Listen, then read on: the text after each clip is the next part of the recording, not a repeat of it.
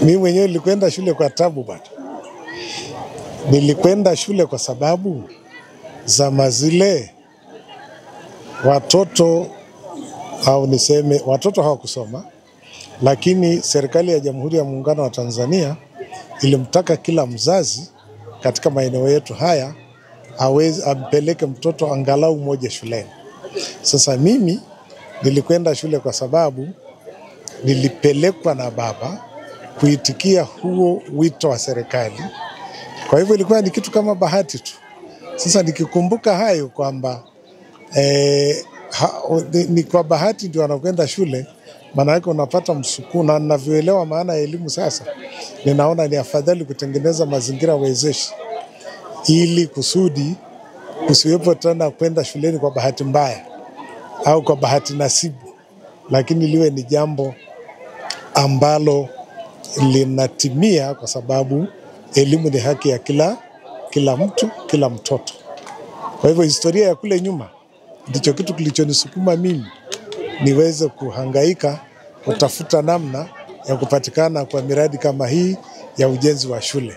Na yaona mabadiliko makubwa tu. Tulipoanza wakati ule zaidi ya miaka 10 iliyopita,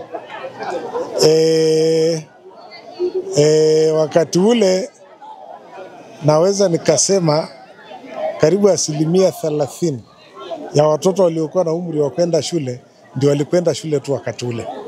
Lakini kwa leo zaidi ya 70% ya watoto kutoka maeneo haya hapa kwetu wanapelekwa shuleni sasa na wazazi wao, na hiki kitu kinawezekana baada ya sisi kujitahidi kujenga shule, kuiunga serikali mkono na jamii.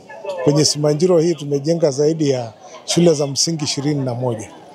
Kwa hivyo ongezeko ni kubwa, asilimia ya wanafunzi imekuwa ni kubwa wanaokwenda shule leo, na watoto wamependa shule. Miundombinu mizuri na mazingira mazuri ya shule kimekuwa ni kitu kama kivutio hivi kuwafanya watoto wapende shule, na wazazi nao wapende kuwapeleka watoto wao shuleni, kwa sababu anajua mtoto wake akiwepo shuleni hanyeshewi na mvua, hapati vumbi, hakuna baridi, hakuna upepo, hakuna jua kali, kwa sababu shule zimekuwa ni nzuri sana.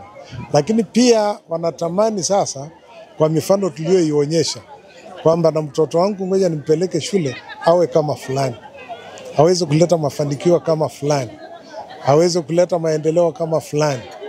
Kwa hivyo nadhani kuna mabadiliko ukilinganisha na huko nyuma tulikotoka, na matarajio yangu ni kwamba mabadiliko yataendelea kuwa makubwa zaidi, kwa sababu mwamko, hamasa inazidi kuwa kubwa siku hadi siku. Umeona leo walivyohudhuria katika mahafali haya, watu walivyo wengi, wanaume, wanawake, watoto wote. Haikuwa hivi zamani, hawakujua hata maana ya watoto kugraduate. Kwa hiyo naona mabadiliko, na huko mbele ya safari ni kama kuna mwanga wa kutosha, na siku moja hakika baada ya kipindi kirefu kama cha miaka 10 hivi, basi hali itakuwa tofauti na inavyoonekana sasa hivi.